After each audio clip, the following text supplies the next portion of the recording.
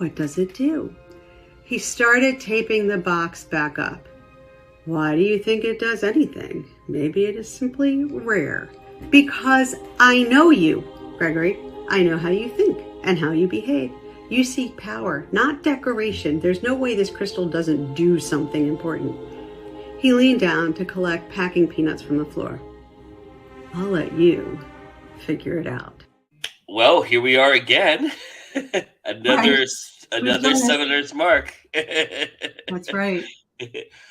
Yeah, it's funny because I think the last time we talked about it, it was like you were happy to just get the 3 done and get it going, and here Probably. you are, ready to take on a whole new stint of storylines with this series.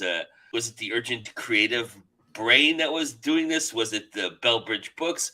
Was it the fan demand? What created the next 3? So, I mean, for people who don't understand, so there are 3 books: Demon Kissed, Fate Crossed, and Hellbound. Those are the first 3. Then there's this little novella in the middle that's just digital only called Samhain's Bargain, and Samhain's Bargain was meant to sort of set up the next 3.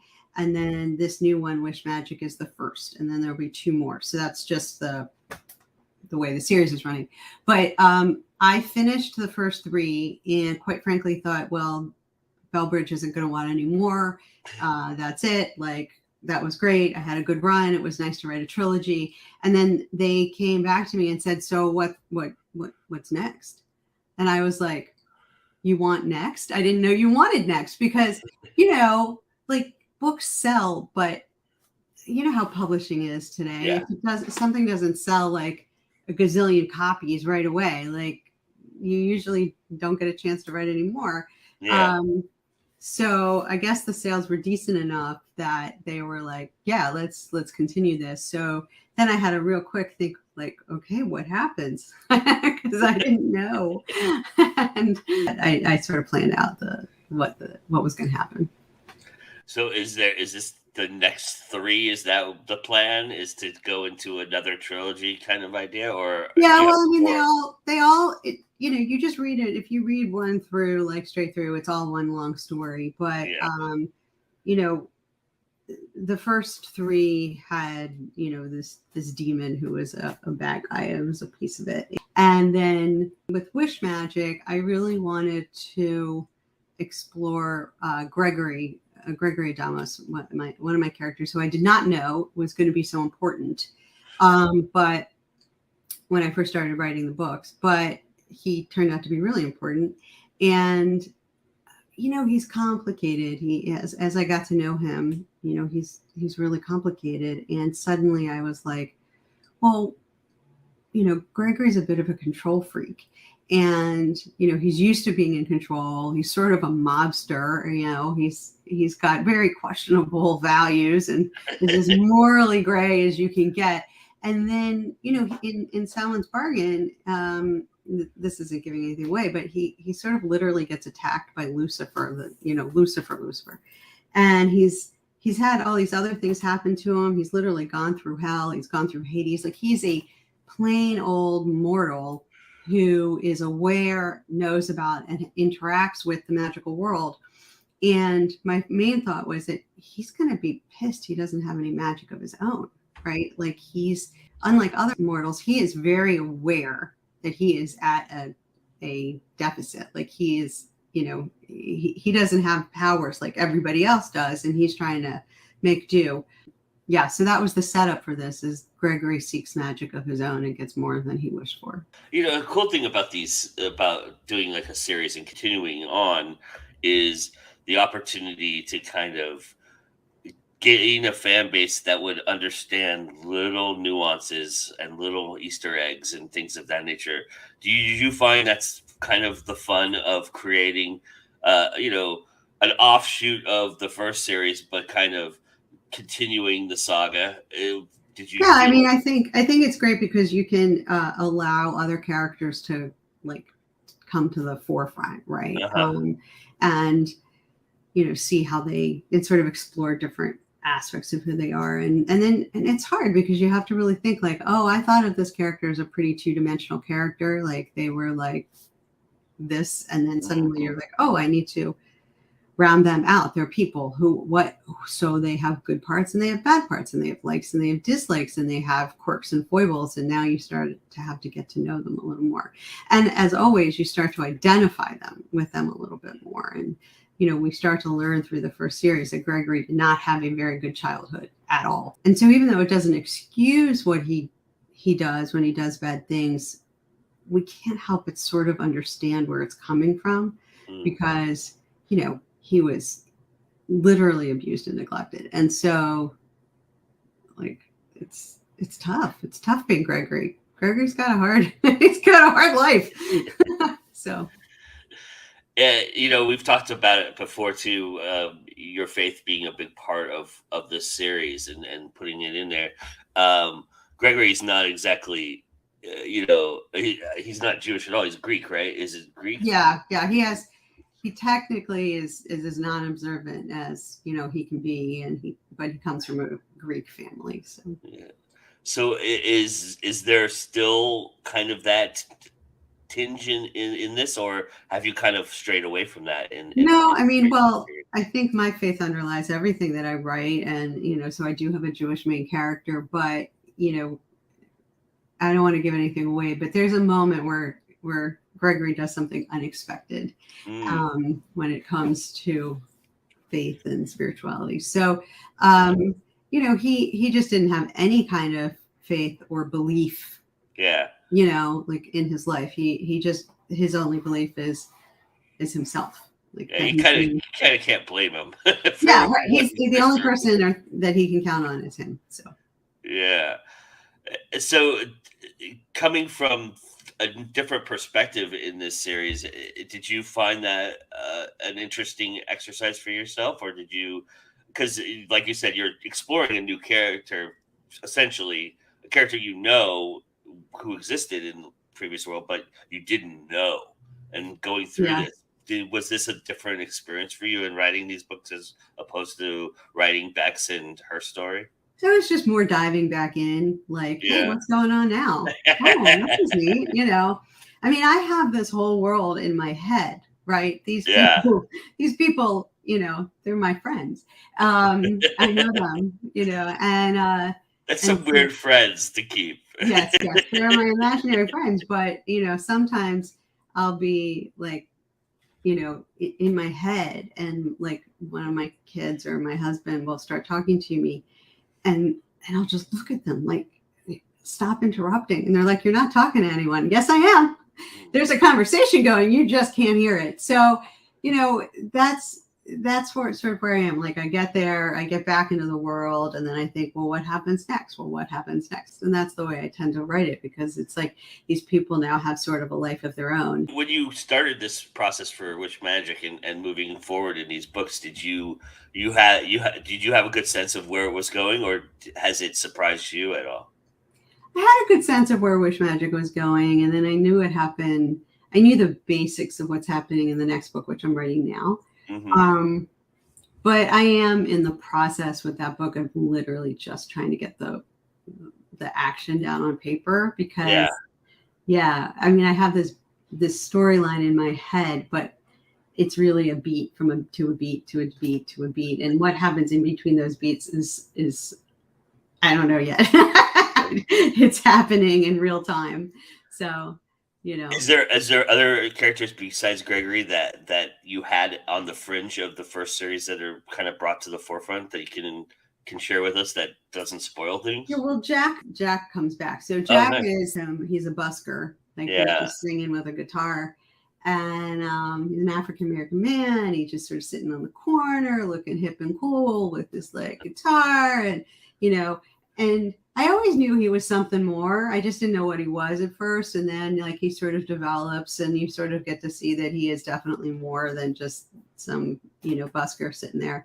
And he helps her out in very subtle ways in the other books. And then now he really comes out of the shadows and explains who he is and what he does and why he's there. And Yeah. So it was interesting to have him do that.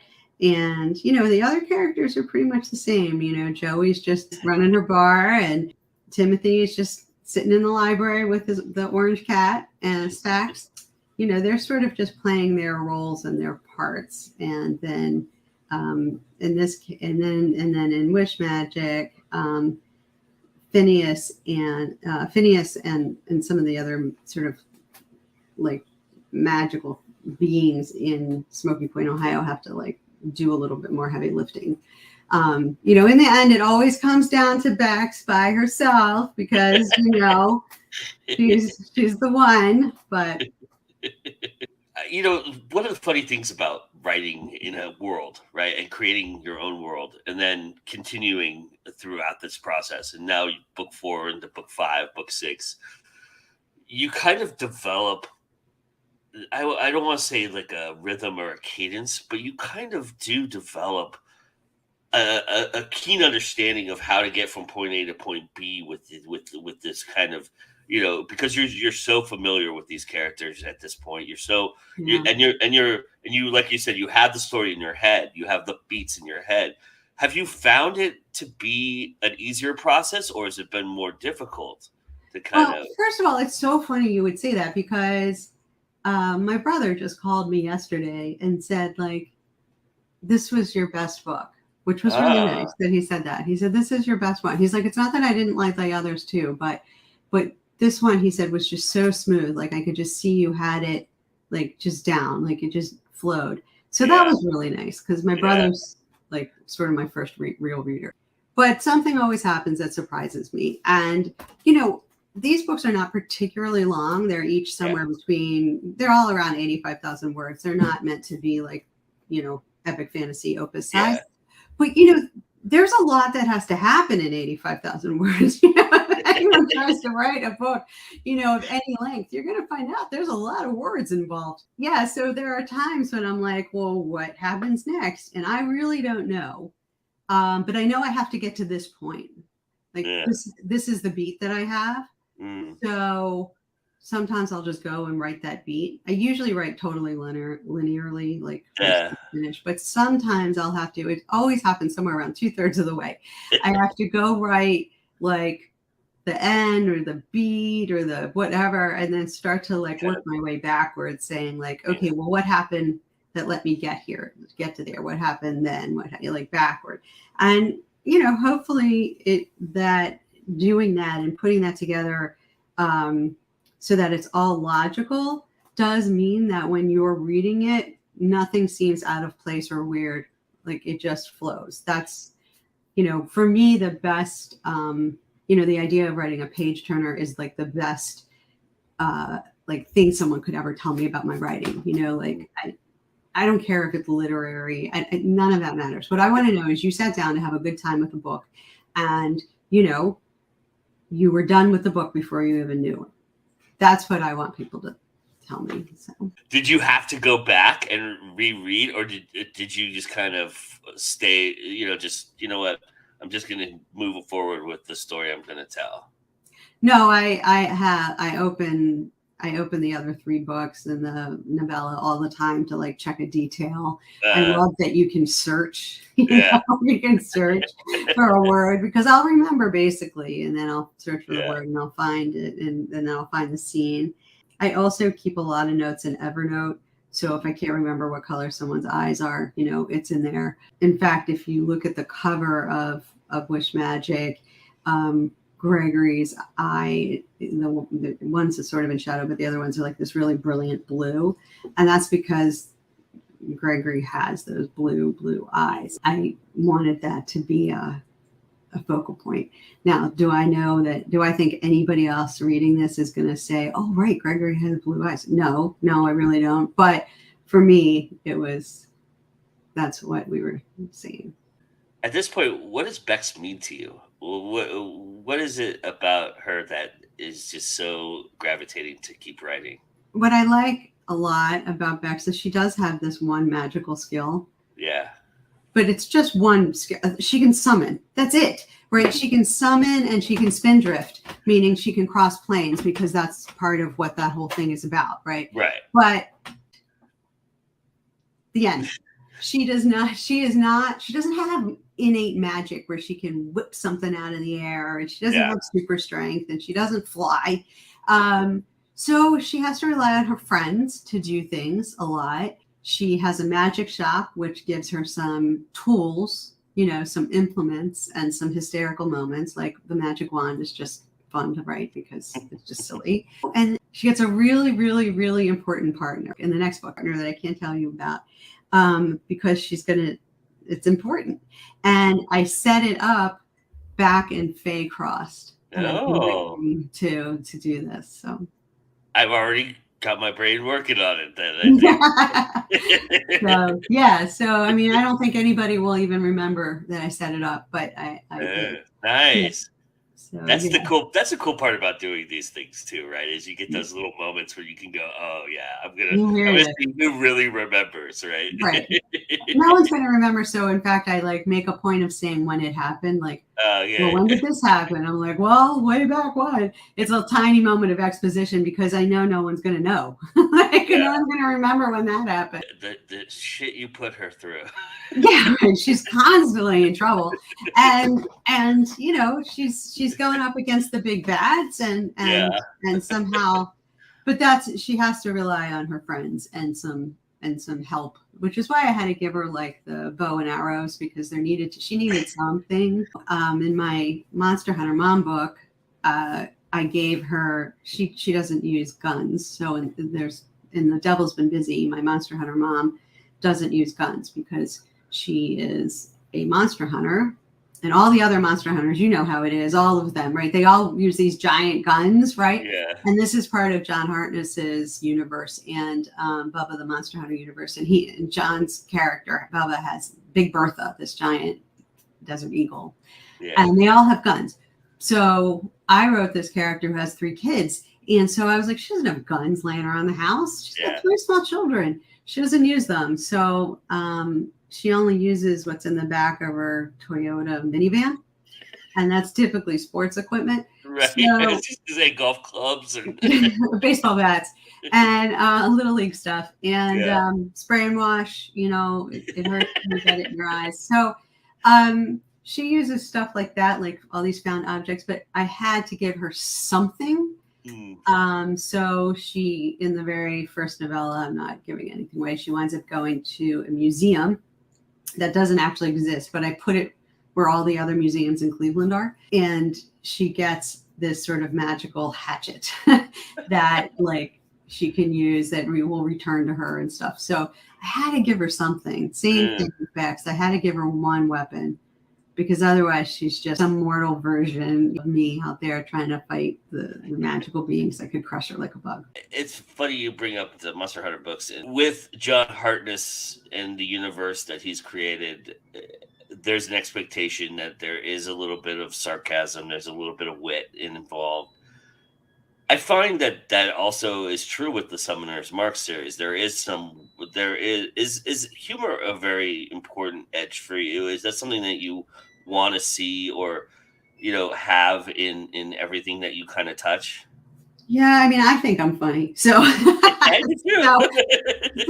so when that's a great question. So when I met Deb Dixon of Bellbridge Books, the publisher, I had been at Con Carolinas and I had just finished publishing the first 2 zombie cosmetologist novellas. So Pluck and Cover and Hide and Chic.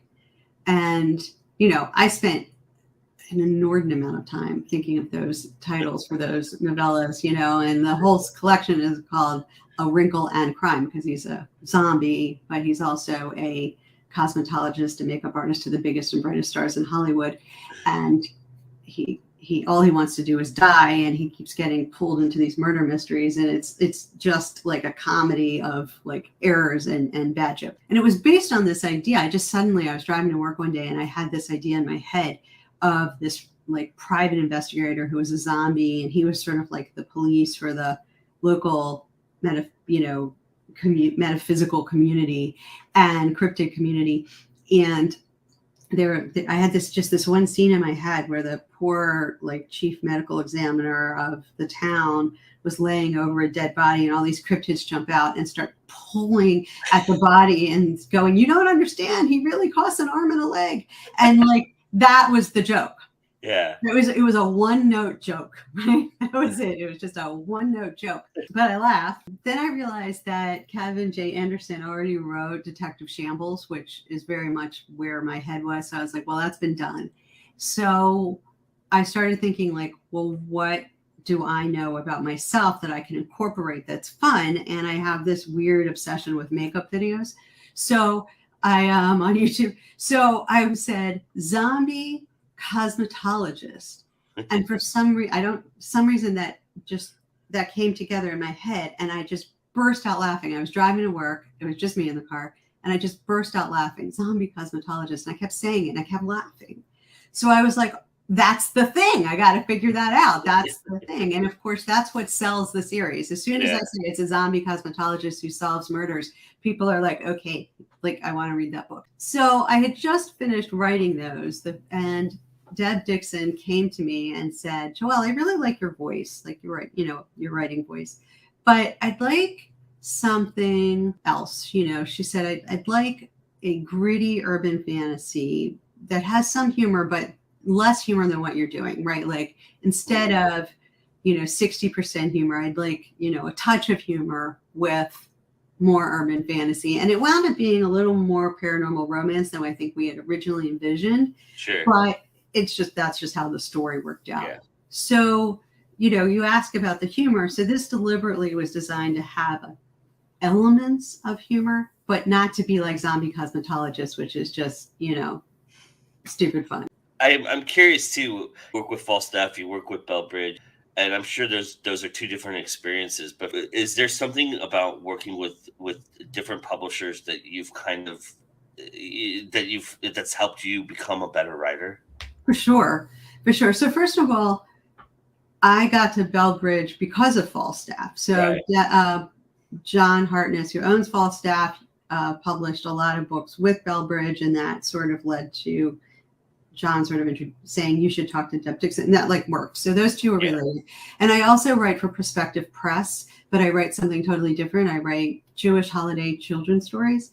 And then I've worked, with other publishers for like anthologies and things like that. And every time you work with someone else, you get better because they give you feedback that you wouldn't have gotten before, Deb Dixon is one of the best editors, hands down, that I have ever met, ever worked with, ever. And other people will tell you that too. David B. Coe will tell you that. John Hartness will tell you that. Like, she is an amazing editor. And she's not my specific editor. I have another editor. Her name is Brenda Chin, who is very, very well known and respected more in the romance space. But Brenda helps me find all sorts of stuff. She finds the things I'm missing. She says, I don't think people are going to understand that. Like, she really points out, important plot points and key points. But when we first started working together, Brenda and I, she gave me some feedback that I didn't understand at all. And I was very frustrated because it was my first book with them and I didn't understand it. And I sort of sheepishly went to Deb and said, I don't understand what Brenda's telling me. And I'm like embarrassed to say to her, I don't know what this means. So she went and edited the first 10 pages, something like that, and showed me what Brenda was trying to explain to me. I mean, Brenda was right. Let me just be clear. I just didn't understand it. Brenda had told me that my original version of Becks was mean and people wouldn't like her. And I had done it that way because Deb had originally asked me for like a gritty urban fantasy, and I couldn't figure out how to fix it. Deb went in and edited just those first couple of pages, showed me what Brenda meant, and then I was really able to fix it and work with Brenda from then on, because then I understood the point. So I've been lucky because, what I really learned was that your character still has to be sympathetic. Like, you still have to have something about them that makes you as a reader want to read more about this person. If you think they're just awful, then you're not going to want to read them anymore. And I do think there's a little bit of a gender issue here because, like Sandman Slim, Richard Kadri's main character is horrible. He's just a horrible guy, right? He's just terrible. But we're able to read him. But it was harder to write a woman that way. You know, I think we touched on this last time, but I don't think we explored it very thoroughly. But it's a really key element to this series, especially, and that's the presence of family. And you explore both spectrums, you know. You have the loving, doting family that kind of doesn't accept the person that is trying to be part of that family. And then you have the other family that's kind of just messed up all together. Totally, right. So Becks's parents are gone, right, at this stage. And we never met her mom. Her mom had died a long time ago. That's not a part of the story. You know, her dad was a little more complicated, but really she and her sister are the crux of that relationship and of that family. And as you said in the beginning, her sister knows that Becks has some woo-woo stuff going on, but she's also sort of in denial. And there's, you know, Becks's sister's name is Michaela, and Mickey's husband really wants nothing to do with this stuff. And again, we feel like he's being sort of mean, but we also understand like Becks attracts a lot of bad stuff. Right? A lot of bad things happen to her, and he wants to protect his family. He's got a wife and a small child, and that's that. If Becks has to stay away to make sure that they're protected, then so long, you know, see ya. And I don't think he's totally wrong. So I tried to give everyone that sympathetic thing, but Becks and Mickey are tight. They love each other. And that I repeat that in all the books, right? Like the very first book starts out that way. And you'll see it starts out in the same way in Wish Magic and Pinky Promise. You're going to see that same thing. And then we've got Gregory's family, like you said, which is all sorts of FO. And his mom is, if you read Hellbound, is paying for it, you know. And then there's the whole concept of found family. Like who's Becks's real family, right? Pinky, Joey, Asher, even Gregory in his own totally screwed up way. Oded, who is a father figure. I have had people like write comments online and reviews like, I love Pinky, you know, Pinky, my favorite. And he was designed to be that way. I wanted him to be that sort of innocent, joyous, happy, free person that Becks unexpectedly finds herself caring about. All right, I'm going to ask you this again. Since I've asked you this before, are these 3 books it, or are you going to continue with this universe beyond it? Have you had inklings? My guess is this is it. My guess is 6 novels and a novella is enough. But I will never say never. But my guess is this is it. The mage indicated that you are importing quite a few. He shrugged, sloughing off my question like an old skin, and glued his eyes to the crystal. He took a shuddering breath and reached out a single index finger to touch the tip. As he did, he closed his eyes and pressed his lips together. It vibrates, I said. I know, he replied with a seriousness I didn't expect. What is it? He finally looked at me. Just a pretty thing from Egypt. Bullshit. I'm telling the truth. I shook my head. Yes, but you are leaving things out. It is a pretty thing from Egypt, but there's something else going on. He eyed me. Why do you say that? Oh, Gregory, why do you bother evading my questions? You know I'm going to dig until I find the answers. I put my hands on my hips. It vibrates and then heats up. It's from a protected area in the Middle East. You shouldn't even have this crystal. It's illegal. He waggled his hand. It's morally questionable. I threw my hands in the air. No, it's not. You are the most stubborn man I've ever met. Given what we just went through in October, the words morally questionable shouldn't even leave your lips. I paced away from him and leaned against my narrow closet. Time to try a different tactic. The mage implied someone was stealing your cargo. I told you that myself. He stroked the crystal again with a lone finger and shuddered at the vibration. It's not a secret. Who is stealing from you? I don't know. He packed the bubble wrap back in the box. but I suspect Anastasia and Dino. Why would she do that? His mouth twisted in fury. To mess with me.